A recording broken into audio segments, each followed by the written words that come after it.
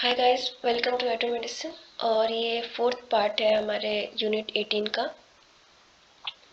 और ये बहुत स्मॉल सा पार्ट है, तो मेरे हिसाब से 5 मिनट में ये ख़त्म हो जाएगा। हम जैसे कि कर रहे थे constitutional provisions in education policy, और एजुकेशन पॉलिसीज़ भी इसी में इंक्लूडेड है। तो फर्स्ट हम आते हैं जो आखिरी पार्ट है उस पर। तो reorienting the content and process of education, जिसमें हमने क्या क्या इन्वॉल्व किया। दो ideologies first of all involve की, और एक एग्जामिनेशन का एक रिफॉर्मेशन टाइप का हमने किया, रिफॉर्म किया, जिसमें किस तरीके से हम इवेल्युएट करते हैं, किस तरीके से पेपर को चेक करते हैं, उसको हमने बदला, या किस तरीके से मार्किंग करते हैं। पहले कल्चरल पर्सपेक्टिव समझ लेते हैं जो इन्वॉल्व थी। हमने चाहा कि हम इस तरीके का एजुकेशन बनाएं कि जिसमें हमारे कल्चरल जो नीड्स है, हमारी कल्चरल की जो हमारी संस्कृति की रिचनेस है, जो खूबसूरती है हमारी संस्कृति की, उसको भी नई जनरेशन को सिखाएं, साथ में साइंस और टेक्नोलॉजी को सिखाएं। मतलब ऐसा नहीं है कि हम मॉडर्न बनने के चक्कर में अपनी संस्कृति को भूल जाएं, अपने हेरिटेज और ट्रेडिशन रीति रिवाजों को भूल जाएं। तो दोनों का एक मिक्सचर हम पढ़ाएं बच्चों को। वैल्यू एजुकेशन, आपको इस तरीके पता है कि मॉरल एजुकेशन भारत में कितना ज़्यादा इंपॉर्टेंट है, या कहीं भी मॉरल एजुकेशन की बहुत ज़्यादा इंपॉर्टेंस होती है, पर भारत के करिकुलम में हमने सोचा कि मॉरल एजुकेशन होना चाहिए या वैल्यू एजुकेशन होना चाहिए। आपने सुना होगा बचपन में हमें छोटी छोटी कहानियाँ सुनाई जाती थी, जिसका कुछ ना कुछ एक उसका जो निष्कर्ष निकलता था, उससे हम कुछ सीखते थे कि हमें बड़ों की इज्जत करनी चाहिए, या हमें किसी से लड़ाई झगड़ा नहीं करनी चाहिए।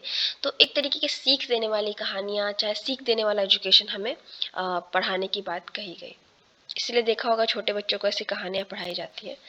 अब हमने किस तरीके से बच्चों के परफॉर्मेंस को हम जज करेंगे, या किस तरीके से उनकी मार्किंग इवैल्यूएशन होगा, उसमें भी थोड़ा चेंज किया।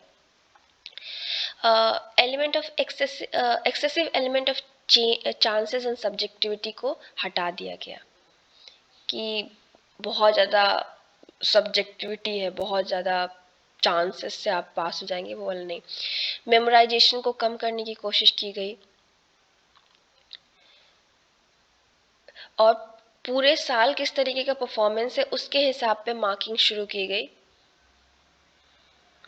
और किसी जो इवैल्यूएशन है वो बहुत सारे लेवल्स पे होने लगा, जैसे टीचर्स भी करेंगे, स्टूडेंट्स भी करेंगे, पेरेंट्स भी करेंगे। फॉर एग्जांपल, अपने अगर सीबीएसई बोर्ड से पढ़ाई की होगी तो आपको पता होगा 10th में जो हमको मिलती है सर्टिफिकेट, डिग्री, जो भी बोलिए, तो उसमें होता है कि हम अपने फ्रेंड्स के साथ कितने कोऑपरेटिव थे, टीचर के साथ, इन सब के बारे में काफ़ी कुछ दिया होता है। तो इस टाइप की चीज़ें की गई कि हमारे फेलो फ्रेंड्स भी बता सके कि हम कितने फ्रेंडली हैं, कोऑपरेटिव हैं, टीचर भी बताएं, पेरेंट्स भी। तो इस टाइप का एग्जामिनेशन जिस फॉर्म में होता था उसको बेटर करने की कोशिश की गई, अच्छे से एग्जाम कंडक्ट कराने की कोशिश की गई।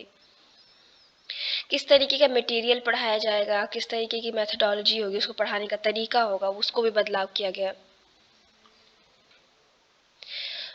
जो सेमेस्टर सिस्टम था from secondary stage is faced manner, तो उसको फेज में बांट दिया गया, और हम मार्क्स की जगह अब ग्रेड्स देने लगे। ग्रेड से क्या होता है ना कि 1-2 नंबर वाला तो लड़ाई झगड़ा होता है कि हाँ तुमको ये मिला है, तुमको B+ मिला है, ऐसे वाला हो जाता है, थोड़ा वो डिफरेंसेस कम दिखते हैं। टीचर को बोला गया कि आप, जैसे टीचर्स को भी एक होता है कि टीचर एजुकेशन और टीचर दोनों को एक तरीके से बहुत ही इंस्पिरेशन के वे में, मतलब बच्चों को मोटिवेट करने के लिए, इंस्पायर करने के लिए, पढ़ने के लिए, इस तरीके से पढ़ाना, इस सब पे बहुत फोकस किया गया। उसके अलावा टीचर्स का खुद का एजुकेशन, क्योंकि समय के साथ हर रोज़ कुछ ना कुछ नए बदलाव, कुछ नई चीज़ें आती रहती है, टीचर भी खुद को भी एजुकेट करे, जो सोसाइटी में उसके आसपास हो रहा है उसकी उसको समझ हो। और किस तरीके से एजुकेशन को मैनेज किया जाएगा, वो बहुत ही उस पर हाई पीरियोरिटी या बहुत ज़्यादा इम्पोर्टेंस दिया गया उसको।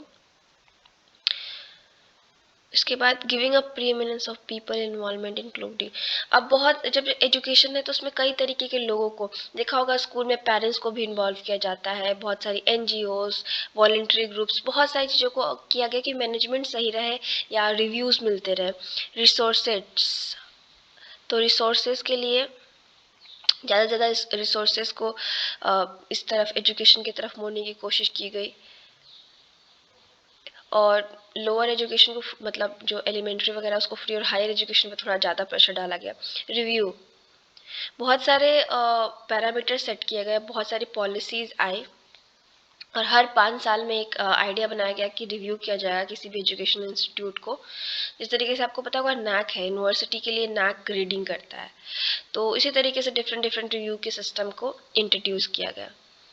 अब फ्यूचर हमने जो ये न्यू पॉलिसी थी एजुकेशन की 1986, उससे हमने क्या फ्यूचर कि हमने फ्यूचर का ये एम किया था कि हम इक्वालिटी लाए सोसाइटी में, ठीक है।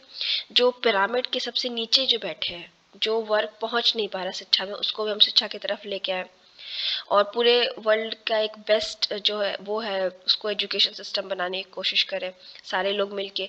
जो हमारा ह्यूमन रिसोर्सेज डेवलपमेंट उस पर फोकस करें और कई सारे मल्टी डेवलपमेंट करें स्टूडेंट के अंदर। तो ये फाइनल हो गया, चैप्टर ख़त्म हो गया। प्लीज़ लाइक दिस वीडियो अगर आपको पसंद आया हो तो, और सब्सक्राइब करिए हमारे चैनल को। आपका सब्सक्रिप्शन से हमारा मोटिवेशन बढ़ता है। बस इतना है चैप्टर। नेक्स्ट हम देखते हैं कि क्या करना है। मैं हायर एजुकेशन का क्रिटिसिज्म करूँगी बिकॉज एग्ज़ाम में वो चैप्टर काफ़ी फ्रिक्वेंटली आया हुआ है। सो तब तक के लिए thank you, have a nice day.